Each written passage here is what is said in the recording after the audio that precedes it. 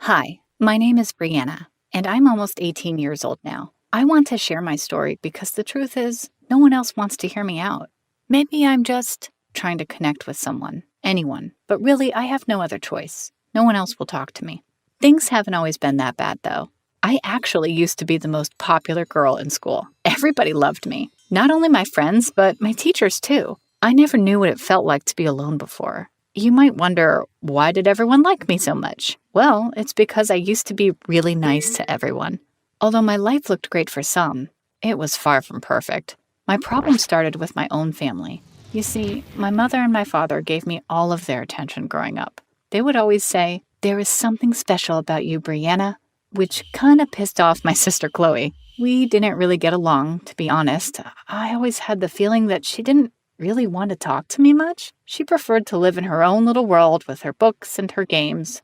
But one day, everything changed. She started hanging around with me more, and it was like she wanted to become my friend after all these years. After a while, our relationship changed so fast. One minute, we were practically strangers, and the next, I was surprised by how amazing my little sister was. I found out that Chloe was actually a really interesting and funny girl, and we had so much in common. She sounded just like me. She walked like me, and we both had the same fashion sense. People began asking us if we were twins, which would always make us laugh. But then it took a turn for the worse. I soon realized that Chloe was mean to others, and I didn't really like that. My friends didn't like it either, and I can't blame them really. My parents felt the same way too sometimes. They used to tell her, "You should be nicer, like your sister."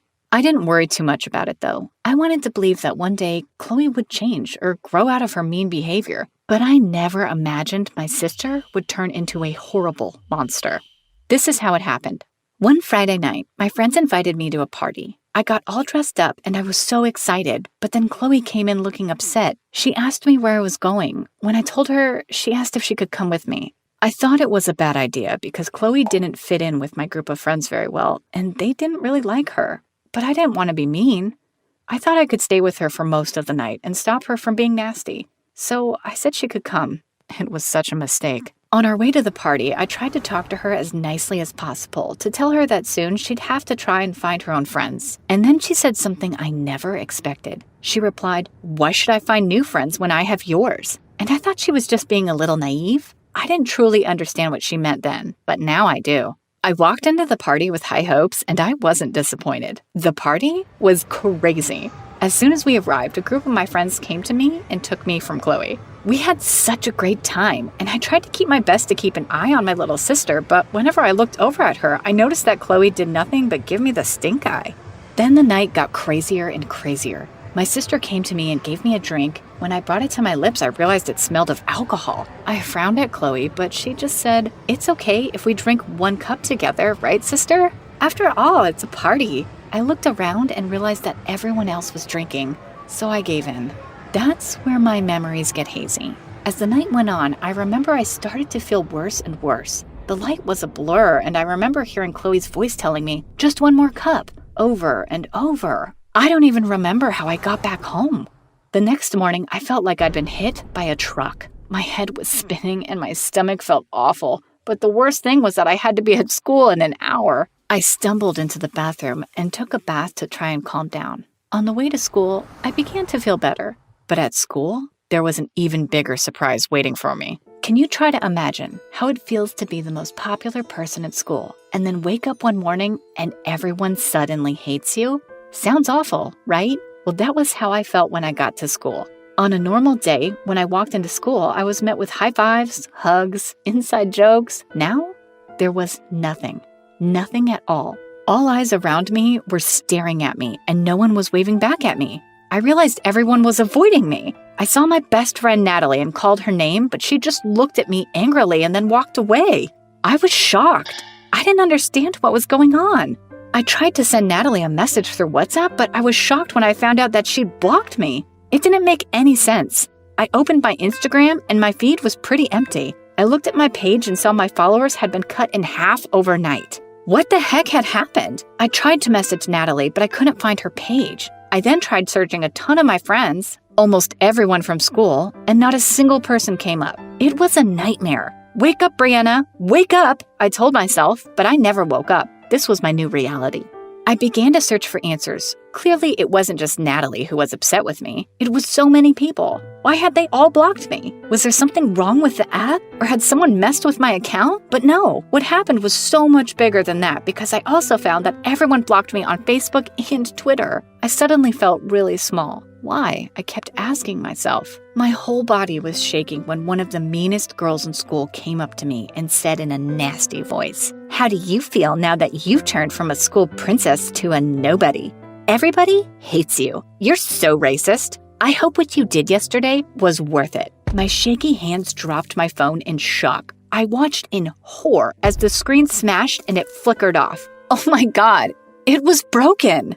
I ran up to another friend of mine named Kaylee and asked her what the heck was going on. Kaylee slammed her locker on my face. "Don't act like you don't know. It won't help." She spat and then she scoffed off her shoulder and left. The world around me was a blur and I felt like I was going to cry. Then it hit me.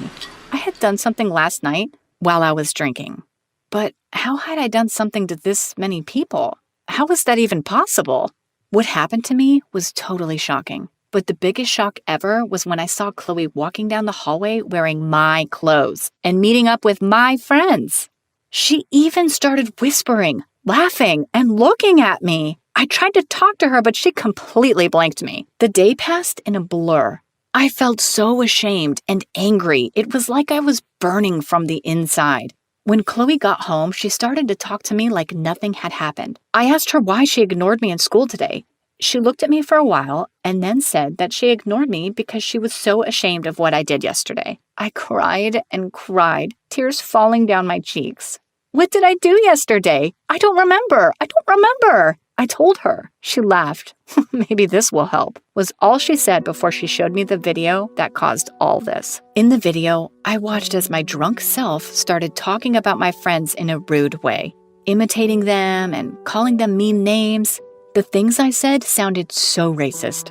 What was wrong with me? I didn't believe what I saw. This could not be me. Even deep down inside of me, I'm not that evil. But how could I argue with proof like that? After I found out about the video, the days passed painfully. I went to school each day to be shoved by a different person, picked last in class, and made fun of by someone I used to be cooler than.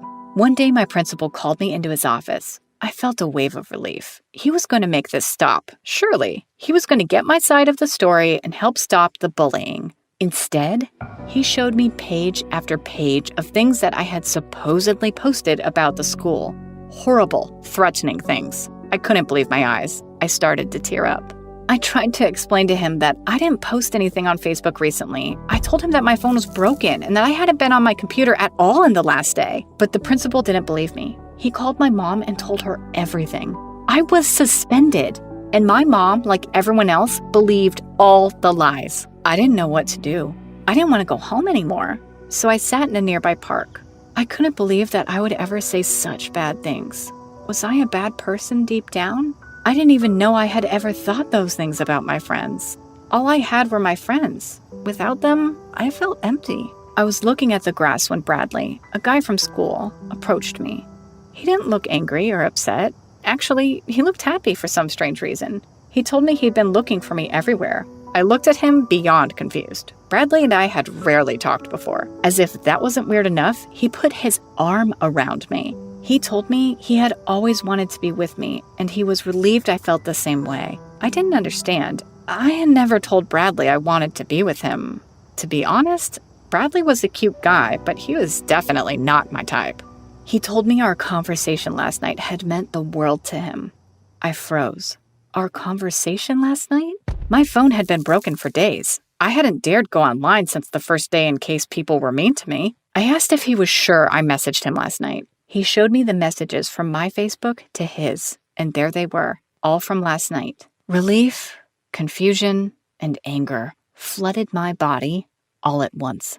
I was so happy that it clearly hadn't been me doing these horrible things. It was someone who was logged into my accounts, pretending to be me. But who could possibly do such a thing? I grabbed his hand and took his phone away. I tried to tell him that whoever was chatting with him yesterday was not me. I didn't confess to him my love to him, and I never will do. I tried to be as nice to him as I could, but he felt that I was playing with his feelings. He looked with anger and said, "Everything that your sister said about you was true. You are the meanest girl I have ever seen."